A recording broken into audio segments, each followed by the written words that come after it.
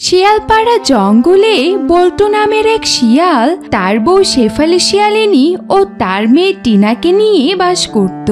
বল্টু শিয়াল রিক্সা চালিয়ে তার সংসার চালাতো। আজ বল্টু শিয়াল রিক্সা চালাতে গিয়ে অ্যাক্সিডেন্ট করে মারা গেছে। একই টিনার বাবার কি হয়েছে? আপনারা ওকে এভাবে ধরাধরি করে নিয়ে এলেন কেন? ও ভাগ মামা, কিছু বলছো না যে? কি হয়েছে টিনার বাবার? বলো বলো আমাকে। ভাগ্নি শেফালি, তোর যে কপাল পুড়েছে রে। তোর স্বামী বল্টু যে আর নেই। বল্টু যে অ্যাক্সিডেন্ট করে মারা গেছে। কি বলছো কি ভাগ মামা? টিনার বাবা মারা গেছে? না, এটা আমি বিশ্বাস করি না। এটা কিছুতেই হতে পারে না। তুমি মিথ্যে কথা বলছো মামা, মিথ্যে কথা বলছো। পাগলামি করিস না রে ভাগ্নি। তোর স্বামী যে মারা গেছে এটাই সত্যি। ও আর কোনোদিন ফিরে আসবে না। ওকে যে এক্ষুনি দাফন কাফনের ব্যবস্থা করতে হবে। শেফালি যখন কান্নাকাটি করছিল তখনই সেখানে তার মেয়ে টিনা চলে এলো। মা, মা, তুমি এভাবে কাঁদছো কেন? আর বাবার কি হয়েছে? বাবা এভাবে শুয়ে আছে কেন? মা শেফালি, তোর বাবা যে আমাদের চিরদিনের জন্য রেখে চলে গেছে। বাবা কোথায় গেছে মা? এই তো বাবা এখানে শুয়ে আছে। বাবা, ও বাবা, উঠছো না কেন? কি হলো বাবা? কথা বলো। কথা বলছো না কেন? কথা বলো বাবা, কথা বলো আমার সাথে। মা টিনা, কান্নাকাটি করিস না মা। তোর বাবা যে আর কখনো কথা বলবে না। তোর বাবা যে তোকে ছেড়ে চিরদিনের জন্য চলে গেছে। ধৈর্য ধর টিনা, ধৈর্য ধর। শেফালি, তোমার মেয়েকে আটকাও। আমাদের যে এক্ষুনি বল্টুকে নিয়ে যেতে হবে। এই কথা বলে হালুম বাঘ বল্টু শিয়ালকে দাফন করার জন্য নিয়ে চলে গেল। মা, ওরা আমার বাবাকে নিয়ে যাচ্ছে কেন? ওদেরকে দাঁড়াতে বলো মা, আমিও বাবার সাথে যাব। মারে, তোর বাবা যেখানে যাচ্ছে সেখানে তো তুই যেতে পারবি না। তোর বাবা যে সেখান থেকে আর কোনোদিন ফিরবে না। কেন তুমি আমাকে রেখে চলে গেলে? আমি এখন কি করে সংসারটা চালাবো? শেফালি, কাঁদিস না রে। জানি তোদের সংসারটা আর আগের মতো চলবে না। তবে বল্টু তো একটা লিচু গাছ রেখে গেছে। ওই গাছে দেখছি অনেক লিচুও ধরে আছে। এই লিচুগুলো বিক্রি করে আপাতত তোরা তোদের সংসারটা চালাতে পারবি। আর পরে না হয় যে কোনো একটা কাজ খুঁজে নিস। ধৈর্য ধর বোন, আমরা তাহলে এখন আসি। এই কথা বলে পাড়া প্রতিবেশী সবাই সেখান থেকে চলে গেল। এমনি করে আরো 2 দিন কেটে গেল। মা, আমার খুব ক্ষুধা পেয়েছে, আমাকে কিছু খেতে দাও মা। মা টিনা, তোকে কি খেতে দিব? ঘরে যা বাজার সদাই ছিল তাই 2 দিন তোকে খেতে দিয়েছি। এখন যে ঘরে কোনো টাকা পয়সা নেই আর তোর বাবাও নেই, এখন কি করে আমি সংসারটা চালাবো রে মা? তাহলে কি মা এখন আমি না খেয়ে থাকবো? আমি যে ক্ষুধার জ্বালা আর সহ্য করতে পারছি না মা, আর পারছি না। আচ্ছা ঠিক আছে মা, আর একটু সময় অপেক্ষা কর। আমি আমাদের লিচু গাছ থেকে লিচু পেড়ে বাজারে বিক্রি করে কিছু চাল ডাল নিয়ে আসি। এরপর শেফালি শিয়ালিনী তাদের লিচু গাছ থেকে কিছু লিচু পেড়ে নিল আর লিচু পেড়ে বাজারে নিয়ে গেল বিক্রি করতে। এই লিচু নাও লিচু, টাটকা টাটকা অনেক স্বাদের লিচু আছে, নিয়ে যাও নিয়ে যাও। যাদের লাল লাল পাকা পাকা মিষ্টি মিষ্টি লিচু লাগবে নিয়ে যাও নিয়ে যাও। আরে শেফালি, লিচু নিয়ে এসেছিস? দে তো, আমাকে 100 লিচু দে। তোর স্বামী বল্টু মারা যাওয়ার পর থেকে তোর খুব দুঃখে দিন কাটছে, তাই না? হ্যাঁ করছিল দিদি, খুব কষ্টে দিন পার করছি। ঘরে আজ খাবার দাবার কিচ্ছু নেই, তাই গাছ থেকে এই লিচু কটা পেড়ে বাজারে নিয়ে এলাম বিক্রি করতে। আহারে, তোর কথা শুনে খুব খারাপ লাগছে। এই নে তোর লিচুর টাকা। আর এখানে 500 টাকা তোকে বেশি দিলাম, তোর মেয়ের জন্য ভালো মন্দ কিছু খাবার কিনে নিয়ে যাস। ধন্যবাদ দিদি। এরপর শেফালি শিয়ালিনী তার সমস্ত লিচু এক এক করে বিক্রি করে ফেললো। আর লিচু বিক্রি করে সে মোটামুটি ভালোই টাকা পেল। আর সেই টাকা দিয়ে কিছু খাবার জিনিসপত্র কিনে বাড়িতে এলো। মারে, এই দেখ তোর জন্য অনেক ভালো মন্দ খাবার কিনে এনেছি। নে মা, মজা করে খেয়ে নে। মা, কত টাকা লিচু বিক্রি করলে আজ? মারে, লিচু বিক্রি করে 5,000 টাকা পেয়েছি। মা, আমি বলি কি, আমাদের তো মাত্র একটা লিচু গাছ।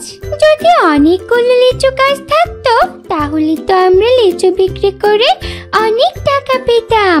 হ্যাঁ রে মা, কথাটা তুই মন্দ বলিসনি, কিন্তু আমাদের তো আর জায়গা জমি নেই, কোথায় আরো লিচু গাছ লাগাবো বল? কেন মা, আমাদের ঘরে চালটা তো পড়েই আছে, আমরা ওখানেই লিচু গাছ লাগাতে পারি। কি বলিস মা, ঘরের চালের উপর লিচু গাছ? হ্যাঁ মা, একবার চাষ করে দেখো না, আমার মন বলছে ঘরের চালে লিচু গাছ হবে।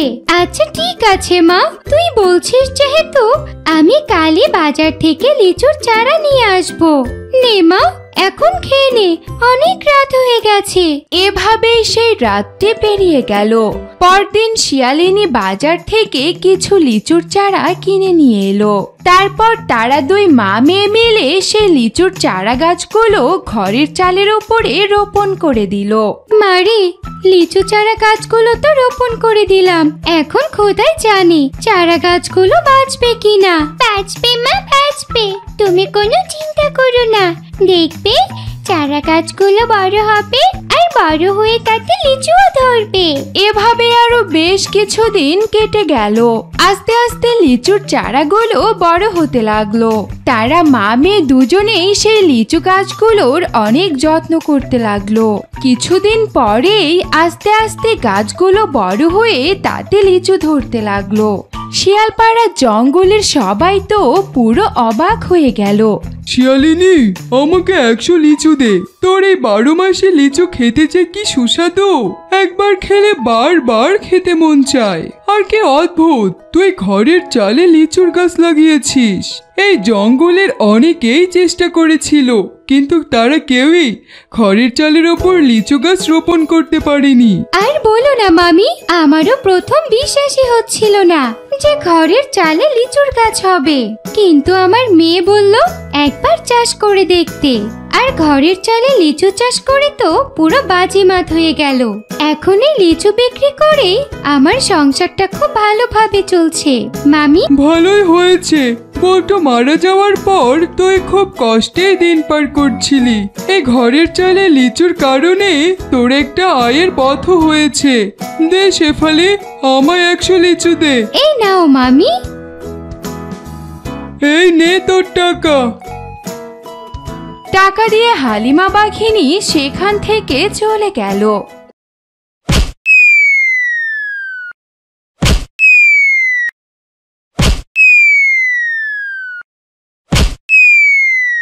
টিনা, আমি এখন আর খেলবো না, আমি বাড়িতে গিয়ে কাঁঠাল খাবো। আমার মা মনে হয় এতক্ষণে আমাদের কাঁঠাল বাগান থেকে কাঁঠাল পেড়ে এনেছে। কি বললি হালিমা, তোদের কাঁঠাল পেকে গেছে? জানিস হালিমা, আমাদের না কাঁঠালের গাছ নেই। বাবাকে অনেকবার বলেছিলাম বাজার থেকে একটা পাকা কাঁঠাল কিনে আনতে, কিন্তু বাবা বলে তার কাছে নাকি কাঁঠাল কেনার মতো কোনো টাকা নেই। হালিমা, আমি না কোনোদিন কাঁঠাল খাইনি। কি বলিস টিনা, তোর এত বয়স হয়েছে আর তুই এখনো কাঁঠাল খাসনি? আচ্ছা ঠিক আছে, আজকে আমার সাথে আমার বাড়িতে চল, আমি তোকে পেট ভরে কাঁঠাল খাওয়াবো। সত্যি বলছিস? তুই আমাকে কাঁঠাল খেতে দিবি হালিমা? আচ্ছা চল চল, আমার না কাঁঠাল খেতে খুব ইচ্ছে করছে। আচ্ছা ঠিক আছে, চল টিনা। এই বলে বাঘিনীর মেয়ে হালিমা টিনাকে নিয়ে তাদের বাড়ির দিকে চলল। বাড়িতে গিয়ে হালিমা তার মাকে ডাকতে লাগলো। মা, মা, কোথায় তুমি? বাড়িতে আছো? টিনা, আমার মা মনে হয় এখনো কাঁঠাল বাগান থেকে আসেনি। চল, তোকে আমি আমাদের কাঁঠাল বাগানে নিয়ে যাই। আচ্ছা ঠিক আছে হালিমা, চল। এরপর হালিমা টিনাকে নিয়ে তাদের কাঁঠাল বাগানে চলে গেল। মা, তুমি এখানে? আর আমি তোমাকে বাড়িতে খুঁজে এলাম। কেন রে মা, তুই আবার আমাকে বাড়িতে খুঁজলি কেন? এই দেখো মা, আমি টিনাকে নিয়ে এসেছি। জানো মা, টিনা এত বড় হয়েছে, কিন্তু এখন পর্যন্ত ও নাকি কাঁঠালই খায়নি। কাঁঠাল খাবে কোত্থেকে? কাঁঠাল কি কোনো ভিখারি খেতে পারে? ওদের তো কাঁঠাল কেনার সামর্থ্যই নেই। যা গরিব ওরা। আর তোকে কতবার বলেছি এসব গরিব ভিখারিদের সাথে মিশবি না। মা, এমন করে বলছো কেন? ও কোনোদিনও কাঁঠাল খায়নি। এটা শুনে আমার খুব খারাপ লেগেছে, তাই ওকে নিয়ে এলাম কাঁঠাল খাওয়াতে। ওকে নিয়ে এলাম কাঁঠাল খাওয়াতে বললেই হলো? একটা কাঁঠালের দাম জানিস? পুরো 300 টাকা।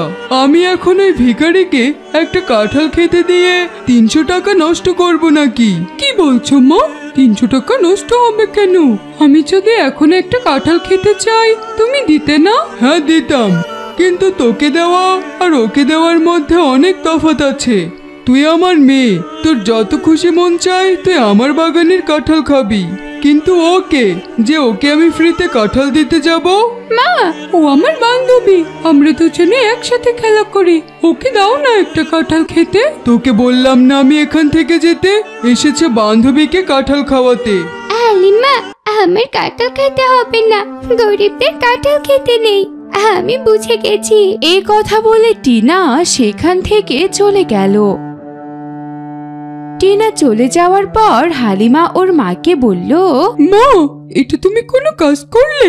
সামান্য একটা কাঁঠালের জন্য তুমি আমার বন্ধু টিনাকে এভাবে অপমান করলে? অপমান করেছি, বেশ করেছি। ও তুই বুঝবি না, ওসব ভিখারিদের লাই দিতে নেই। দেখবে আজ কাঁঠাল খেতে এসেছে, কাল আবার কাঁঠাল চাইতে আসবে। তোর যত ইচ্ছে তুই কাঁঠাল খা, কিন্তু তুই কাউকে বাগানে নিয়ে আসতে পারবি না, ঠিক আছে? কিন্তু হালিমা তার মায়ের কোনো কথা না শুনে সেখান থেকে চলে গেল। আবার অভিমান করে চলে যাওয়া হচ্ছে। কোথায় আর যাবে? ঠিক আবার সন্ধ্যের সময় বাড়ি ফিরে আসবে। এসেছে বান্ধবীকে কাঁঠাল খাওয়াতে। এদিকে টিনা কান্না করতে করতে তার মায়ের কাছে গিয়ে বলল, মা, মা, কি রে মা, কি হয়েছে? কান্না করছিস কেন? মা, কান্না করছি কি আর সাথে? আমাদের এত দুঃখ কেন মা? কি হয়েছে মা? তোর কথা তো আমি কিছুই বুঝতে পারছি না। মা, আজ আমি গিয়েছিলাম হালিমাদের বাগানে কাঁঠাল খেতে, কিন্তু হালিমার মা আমাকে যা অপমান করে তাড়িয়ে দিল। আমি কি এই জন্মে কাঁঠাল খেতে পারবো না মা? মারে, কান্না করিস না, গরিবদের চেয়ে কেউই দেখতে পারে না। আচ্ছা ঠিক আছে, আমি তোর বাবাকে বলবো তোর বাবা যেন তোকে একটা কাঁঠাল কিনে এনে দেয়। কিন্তু মা, বাবা তো বলেছিল তার নাকি কাঁঠাল কেনার সামর্থ্য নেই। সামর্থ্য তো নেই মা, তবে তোর কথা শুনলে চেষ্টা করে অবশ্যই আনবে। কান্না করিস না রে মা, ঘরে যা, আমি ভাত রেঁধে রেখেছি, যা মা খেয়ে নে। শিয়ালিনী যখন তার মেয়েকে এসব কথা বলছিল, ঠিক তখনই সেখানে হালিমা চলে এলো। টিনা, এই টিনা, কি ব্যাপার হালিমা? তুমি? তোমার মা নাকি আমার মেয়েটাকে অপমান করে তাড়িয়ে দিয়েছে? আন্টি, আমি খুবই দুঃখিত। মা যে এমন করবে আমি বুঝতে পারিনি, তাই ওর কাছে আমি ক্ষমা চাইতে এলাম। তুমি ক্ষমা চেয়ে কি করবে মা? তুমি ভালো, সেটা তো আমি জানি, কিন্তু আমার মেয়েটা কাঁঠাল খেতে না পেরে খুব মন খারাপ করেছে। আমি জানি আন্টি। টিনা, এই দেখ, তোর জন্য আমি কাঁঠালের বীজ এনেছি। তুই এই কাঁঠালের বীজগুলো তোদের বাড়িতে রোপণ করে দে। সেই বীজ থেকে চারা বেরিয়ে সেই চারাগুলো বড় হয়ে তাতে কাঁঠাল ধরবে। তখন তুই তোর নিজের গাছেরই কাঁঠাল খেতে পারবি, আর কাঁঠালের জন্য তোকে কষ্ট পেতে হবে না। টিনা, তোকে অনেক ধন্যবাদ হালিমা, দে বীজগুলো দে। এরপর হালিমা, টিনা আর তার মা মিলে সেই কাঁঠালের বীজগুলো তাদের বাড়ির সামনে রোপণ করে দিল। এভাবেই আরো 2-3 দিন কেটে গেল। একদিন টিনা দেখলো সেই কাঁঠালের বীজগুলো থেকে চারা বেরিয়েছে। এজন্যই টিনা সেই কাঁঠাল চারার যত্ন আরো বাড়িয়ে দিল। কিন্তু অবাক করা কাণ্ড, এক রাতের মধ্যেই কাঁঠাল গাছগুলো বড় হয়ে তাতে কাঁঠাল ধরে গেল। মা, কোথায় তুমি? দেখে যাও, কি অবাক কাণ্ড ঘটেছে। কি হয়েছে রে মা, ডাকছিস কেন? মা, ওইদিকে তাকিয়ে দেখো, আমাদের কাঁঠাল গাছগুলো বড় হয়ে তাতে আবার কাঁঠাল ধরেছে। আরে, এ কি অবাক করা কাণ্ড! কালই তো কাঁঠালের চারাগুলো ছোট ছোট দেখলাম, আজ হঠাৎ করে এত বড় হলো কি করে? আমি হলাম কাঁঠাল রানী। টিনার কাঁঠাল খাওয়া নিয়ে মন খারাপ দেখে আমার খুব খারাপ লেগেছে। কাঁঠাল হলো জাতীয় ফল, এটা সবার খাওয়ার অধিকার আছে। কিন্তু ওই হালিমার মা টিনাকে কাঁঠাল না দিয়ে খুব বড় অন্যায় করে ফেলেছে। তাই আমি কাঁঠাল রানী হয়ে নিজেই এই কাঁঠাল গাছে ভর করেছি। মাত্র 1 সপ্তাহের মধ্যেই আমি এই গাছগুলোতে কাঁঠাল দিয়েছি। তোমরা চিন্তা করো না, তোমাদের এই কাঁঠাল গাছগুলো হচ্ছে 12 মাসি কাঁঠাল গাছ। তোমরা এই কাঁঠাল গাছগুলো থেকে কাঁঠাল খেতেও পারবে, কাঁঠাল বিক্রিও করতে পারবে। 12 মাস কাঁঠাল বিক্রি করে তোমাদের সংসার খুব ভালোভাবেই কেটে যাবে। আমি তাহলে এখন আসি, ভালো থেকো তোমরা। এ কথা বলে কাঁঠাল রানী সেখান থেকে অদৃশ্য হয়ে চলে গেল। তারপর থেকে টিনা আর তার মা সেই 12 মাসে কাঁঠালের গাছ থেকে কাঁঠাল বাজারে বিক্রি করে অনেক টাকা পেল।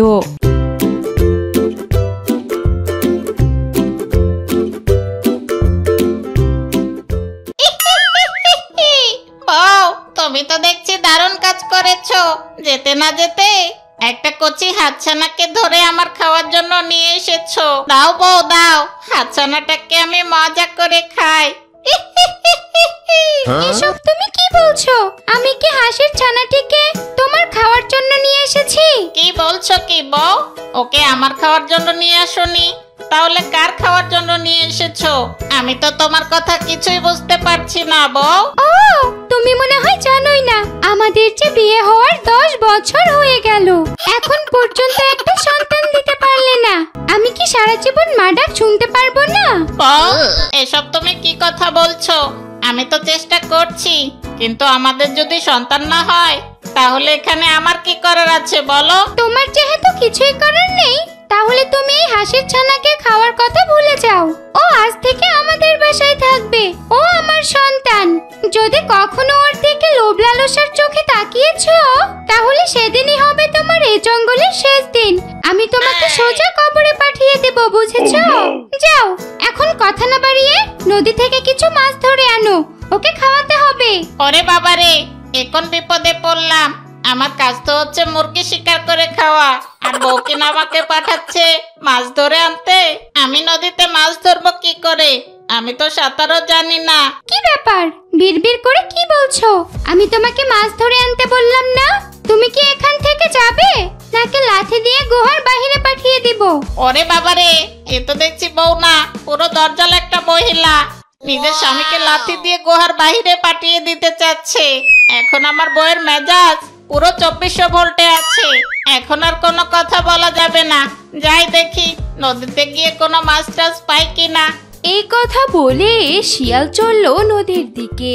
আর নদীর পাড়ে গিয়ে শিয়াল দেখলো নদীর পানিতে অনেকগুলো মাছ লাফালাফি করছে। ওরে মাইরি, এখানে তো দেখছি অনেক মাছ, কিন্তু এই মাছগুলোকে আমি ধরবো কি করে? ওরা তো পানির ভেতরে লাফাচ্ছে। মাছগুলো ধরতে গেলেই তো আমি পানির ভেতরে পড়ে যাব। তবুও দেখি একটু চেষ্টা করে 2-1টা মাছ ধরতে পারি কিনা। এই বলে শিয়াল সেই মাছগুলো ধরার জন্য চেষ্টা করতে লাগলো। এদিকে দূর থেকে এই দৃশ্য ওই কুমিরটি দেখে ফেললো। আরে, এটা ওই দুষ্ট শিয়ালিনীর স্বামী না, যে আমার কাছ থেকে হাঁসের ছানাকে ছিনিয়ে নিয়ে গেছে?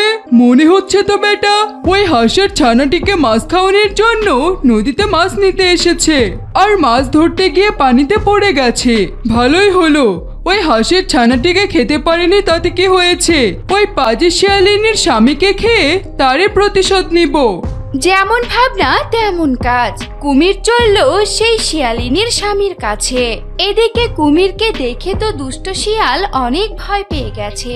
ওরে বাবা রে, এ কি হয়ে গেল? ওরে বাবা, ওই কুমিরটা তো দেখছি আমার দিকেই আসছে। এখন আমি কি করি?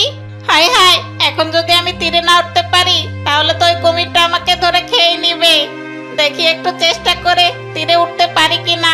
এরপর শিয়াল চেষ্টা করতে করতে নদীর তীরে উঠে গেল, আর তখনই সেখানে কুমির এসে পড়ল।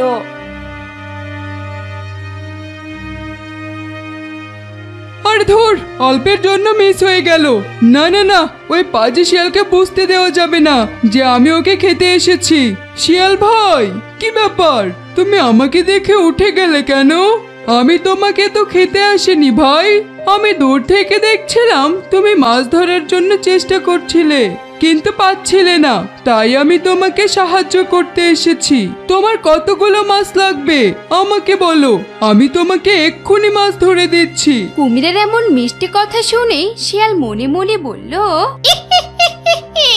এই দুষ্ট পাজি কুমির, তুই কি ভেবেছিস আমি তোর মনের কথা বুঝি না ভেবেছিস? তুই আমাকে খাওয়ার জন্য ধরতে এসেছিলি, আমাকে ধরতে না পেরে এখন মিষ্টি মিষ্টি কথা বলছিস? তুই কি ভেবেছিস আমাকে মিষ্টি মিষ্টি কথা বললেই আমি পানিতে নেমে যাব, তারপর তুই আমাকে ধরে কচকচ করে চিবিয়ে খেয়ে নিবি? তোর এই মনের আশা আমি কখনোই পূরণ হতে দিব না দুষ্ট পাজি কুমির। আমি হলাম শিয়াল পণ্ডিত রে, শিয়াল পণ্ডিত। আমারও মাথায় বুদ্ধি কম নেই। দাঁড়া, তোর ফাঁদে আমি তোকেই ফালাচ্ছি। কি ব্যাপার শিয়াল ভাই, কি ভাবছো? আমি তো দেখেছি তুমি আমাকে সাহায্য করার জন্য নদীর ওই পার থেকে এখানে এসেছো, কিন্তু তোমার যাতে আমাকে সাহায্য করতে না হয় তাই আমি নিজে থেকে উপরে উঠে এসেছি, যাতে তোমার কোনো কষ্ট না হয়, বুঝেছো? কুমির দিদি, তুমি এক কাজ করো, তাড়াতাড়ি আমাকে কটা মাছ ধরে দাও। আমি আমার বউয়ের কাছে শুনেছি আমার বউ যে হাঁসের ছানাটাকে নিয়ে গিয়েছে তুমি নাকি সেটাকে খেতে চেয়েছিলে। আমিও চাই না ওই হাঁসের ছানাটা আমার গুহায় থাকুক। আমার বউ ওই হাঁসের ছানাটাকে পুষে সন্তানের মতো লালন পালন করতে চাচ্ছে, আর আমাকে দিয়ে প্রতিদিন মাছ ধরাবে। তাই আজকে আমি তোমার থেকে কিছু মাছ ধরে নিয়ে গিয়ে হুজুম বাজুম বুঝিয়ে ওই হাতছানাকে নদীর পাড়ে নিয়ে আসবো, তারপর তুমি ওকে মজা করে খাবে, কেমন? আরে শিয়াল ভাই, তুমি তো দেখছি একদম মনের কথা বলেছো। আমি আসলে তোমার বউয়ের ওপর প্রতিশোধ নেওয়ার জন্যই তোমাকে খেতে এসেছিলাম। আচ্ছা ঠিক আছে, তুমি যেহেতু ওই হাঁসের ছানাকে আমায় দিয়ে দিতে চাচ্ছ, আমি তোমাকে এক্ষুনি মাছ ধরে দিচ্ছি। তবে হ্যাঁ, ওই হাঁসের ছানাটিকে কিন্তু আমায় অবশ্যই দিতে হবে। তা আবার বলতে, তুমি কোনো চিন্তা করো না, তাড়াতাড়ি তুমি আমাকে কটা মাছ ধরে দাও। আমি ওই হাতছানাকে মাছ খাওয়ার কথা বলে চুপি চুপি ওকে নদীর কাছে নিয়ে আসবো, তারপর ওই হাতছানাটিকে আমি তোমার হাতে তুলে দিব। চিন্তা করো না কুমির দিদি, দাও তাড়াতাড়ি কটা মাছ ধরে দাও। এরপর কুমির শিয়ালকে কিছু মাছ ধরে দিল, আর মাছগুলো পেয়ে শিয়াল বলল, এই দুষ্ট কুমির, তুই কি ভেবেছিস তোর ফন্দি মনে করছিস আমি বুঝি না? তুই তো তখন আমাকে খেতে এসেছিলি, কিন্তু খেতে না পেয়ে কথা ঘুরিয়েছিস আর ওই হাঁসের ছানাকে খাওয়ার চিন্তা করেছিস, তাই না? আমিও কম চালাক না, তোকে ভুজুম বাজুম বুঝিয়ে তোর থেকে মাছ কটা ধরে নিলাম। ওই হাঁসের ছানাটা এখন আমাদের নিজের ছানা হয়ে গেছে। তুই কি করে ভাবলি আমাদের ছানাকে আমি তোর হাতে তুলে দিব? থাক তুই তাহলে এখানে, আমি তাহলে এখন যাচ্ছি, টাটা বাই বাই। এই বলে শিয়াল সেখান থেকে চলে গেল। এদিকে মা হাঁসটি তার ডিমগুলো হারিয়ে এখনো কান্না করছে। আমার বিশ্বাস আমার ডিমগুলো এখনো ভালো আছে। এতদিনে নিশ্চয় ডিম ফুটে ছানাও বেরিয়েছে। আমার হাল ছেড়ে দিলে চলবে না, আমার যে আমার ছানাদেরকে খুঁজে বের করতেই হবে। যাই, বেরিয়ে পড়ি, দেখি আমি আমার ছানাদের সন্ধান পাই কিনা। এ কথা বলে হাসি তার ছানাদেরকে খোঁজার জন্য রওনা দিল।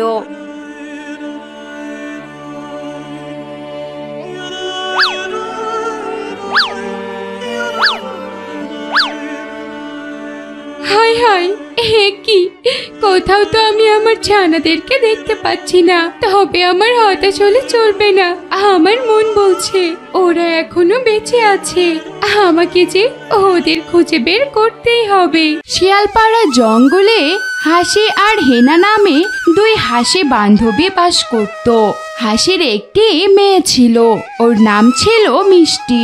কিন্তু হেনার কোনো মেয়ে ছিল না। একদিন হাসি জঙ্গলে মাছ শিকার করতে যাবে, তাই সে হেনার কাছে এলো আর হেনাকে বলল, হেনা, হেনা, বাসায় আছিস? হ্যাঁ, আমি তো বাসাতেই আছি। তা বল, কি জন্য ডাকছিস? শোন বান্ধবী, তুই তো জানিস আমার এই মেয়ে ছাড়া পৃথিবীতে আর কেউ নেই। ওর বাবাকে তো জঙ্গলের দুষ্ট পাজি শিয়ালটা খেয়ে নিয়েছে। তারপর থেকে খুব কষ্ট করে মেয়েটাকে আমি বড় করে তুলছি। এই মাঝে মধ্যে তোর কাছে রেখে যাই একটু মাছ শিকার করতে। ওই পাজি শিয়ালের জন্য খুব ভয়ে ভয়ে থাকি। আজও একটু মাছ শিকার করতে যাচ্ছি। আমার মেয়েটাকে একটু দেখে রাখিস বান্ধবী। আরে বান্ধবী, তুই এভাবে বলছিস কেন? তোর মেয়ে কি আমার মেয়ে না? তুই তো জানিস আমার বিয়ে হওয়ার 10 বছর হয়ে গেল, কিন্তু এখন পর্যন্ত আমি একটা ছানারও জন্ম দিতে পারিনি। এই নিয়ে তোর দুলাভাই আমাকে প্রায়ই কথা শোনায়। তখন আমার খুব মন খারাপ হয়, আত্মহত্যা করতে ইচ্ছে করে। কিন্তু যখনই আমি তোর মেয়ের মুখটা দেখি তখন আমারও মনে হয় একদিন না একদিন আমারও সন্তান হবে। মন খারাপ করিস না বান্ধবী, আমি তো তোর কষ্টটা বুঝি। দেখবি খোদা একদিন অবশ্যই তোর পানে মুখ তুলে তাকাবে। আমি এখন আসি রে বান্ধবী। মা মিষ্টি, তোমার আন্টিকে কিন্তু একদম জ্বালাতন করো না। আমি যাবো আর মাছ শিকার করে নিয়ে চলে আসবো। আচ্ছা ঠিক আছে মা, তুমি আমাকে নিয়ে কোনো চিন্তা করো না, আমি আন্টির সাথেই থাকবো। এরপর হাসি সেখান থেকে চলে গেল। হাসি চলে যাওয়ার পর মিষ্টি তার হেনা আন্টিকে বলল, আন্টি, আমাকে একটু জঙ্গলে নিয়ে যাবে? মা তো আমাকে জঙ্গলে যেতেই দেয় না। আমি একটু জঙ্গলটা ঘুরে ঘুরে দেখতাম। কি বলো মিষ্টি, তুমি জঙ্গলে যেতে চাও? কিন্তু তোমার মা কি বলে গেল শুনুনি? জঙ্গলের ভেতরে পাঁচে দুষ্ট শিয়াল থাকে। দুষ্ট পাঁচে শিয়ালরা তোমার বাবাকেও খেয়ে নিয়েছে। এখন যদি তোমাকেও খেয়ে নেয় তাহলে তোমার মা কাকে নিয়ে বাঁচবে বলো? কিচ্ছু হবে না আন্টি, আমরা জঙ্গলে যাবো আর একটুখানি ঘুরে চলে আসবো। তবুও মা, তোমার মা আমার কাছে তোমাকে আমানত হিসাবে রেখে গেছে। তোমার যদি কিছু হয়ে যায় তাহলে আমি তোমার মাকে কি জবাব দেব বলো? আন্টি, আমি বললামই তো আমার কিছু হবে না, আমি একটু নিয়ে চলো না আন্টি। আচ্ছা আচ্ছা ঠিক আছে, এত করে যেহেতু বলছো তাহলে আমি তোমায় নিয়ে যাচ্ছি, তবে কিন্তু বেশি সময় থাকবো না। আচ্ছা ঠিক আছে আন্টি। এই বলে হেনা হাসির মেয়ে মিষ্টিকে নিয়ে জঙ্গলের ভেতরে চলে গেল। আর মিষ্টি ঘুরে ঘুরে জঙ্গলটা দেখতে লাগলো। বাহ, কত সুন্দর জঙ্গল। আর আমার মা কি না এই জঙ্গলে আমার আসতেই দেয় না। মা মিষ্টি, তোমার জঙ্গল দেখা শেষ হয়েছে? এখন তাড়াতাড়ি চলো। আর একটু থাকি না আন্টি, ভালোই তো লাগছে। না মা, আর থাকা যাবে না।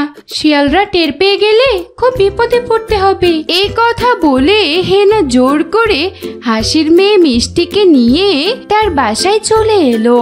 কিছুক্ষণ পর জঙ্গলের এক হরিণী একটি মাছ নিয়ে হেনার কাছে চলে এলো। হেনা দিদি, হেনা দিদি, বাসায় আছো? আরে একে হরিণী দিদি, তুমি এত বড় মাছ কোথায় পেলে? আরে হেনা দিদি, তুমি কি ভুলে গেছো? তুমি না সেদিন দুঃখ করে বললে তোমার সন্তান হয় না, তাই আমি 7 জঙ্গল পার হয়ে এক সাধু বাবার কাছ থেকে মাছকে মন্ত্র পড়ে এনেছি। এটা আজ রাত 12টার সময় তুমি খালি পেটে খেয়ে ফেলবে। দেখবে আল্লাহর কৃপায় অবশ্যই তুমি ডিম দিতে পারবে আর ডিম ফুটে তোমার ছানাও বের হবে। ধন্যবাদ দিদি, তুমি আমার এত বড় উপকার করলে। সেদিন তো শুধুমাত্র তোমায় মন খারাপ করে কথাগুলো বলেছিলাম, আর তুমি আমার সেই কথা শুনে 7 জঙ্গল পাড়ি দিয়ে এই মন্ত্র পড়া মাছটি এনেছো। তোমায় কি বলে যে ধন্যবাদ দিব হরিণী দিদি? আরে ধন্যবাদ দিতে হবে না দিদি, এই পড়া মাছটি খেয়ে তোমার যদি সন্তান হয় তাহলেই আমি অনেক খুশি। না দিদি, আমায় এখন যেতে হবে। গহি আবার আমার ছানাকে একা রেখে এসেছি। বলো তো চাই না ওই পাঁচে দুষ্ট শিয়ালটা কখন কি করে বসে।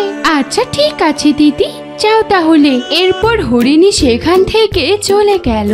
আর হরিণী চলে যাওয়ার পরে হেনা সাধু বাবার মন্ত্র পড়া মাছটি নিয়ে গুহায় চলে গেল। কিছুক্ষণ পরে হাসি ফিরে এলো। মা মিষ্টি, মিষ্টি কোথায় রে মা? মা তুমি চলে এসেছো? ও মা, আজ থেকে অনেকগুলো মাছ এনেছো। হ্যাঁ রে মা, অনেক কষ্টে মাছগুলো শিকার করে আনলাম। হেনা নে, তুইও এখান থেকে কয়েকটা মাছ নে। আমি আর আমার মেয়ে এতগুলো মাছ খেতে পারবো না। আরে না না বান্ধবী, আমার মাছ লাগবে না। একটু আগেই হরিণী দিদি এসে আমায় বড় একটি মাছ দিয়ে গেছে, বলেছে মাছটি খালি পেটে খেতে। কি বলিস না? হরিণী আবার তোকে মাছ দিয়ে গেল কেন?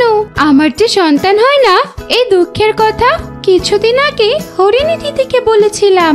হরিণী দিদি সেই কথা শুনে 7 জঙ্গল পাড়ি দিয়ে এক সাধু বাবার কাছ থেকে এই মাছ পরাটি এনেছে আর বলেছে মাছটা রাত 12টার পর খালি পেটে খেতে। ও, এ তো খুবই ভালো কথা। আমিও চাই তোর একটা সন্তান হোক। তোর সন্তান নাই বলে দুলাভাই রাগ করে বাসা ছেড়ে চলে গেছে। আচ্ছা ঠিক আছে বান্ধবী, সময় মতো সাধু বাবার দেওয়া মাছ পরাটা খেয়ে নিস। আমি তাহলে মিষ্টিকে নিয়ে গেলাম। আচ্ছা ঠিক আছে, নিয়ে যা। এভাবে বিকেল গড়িয়ে রাত হয়ে গেল।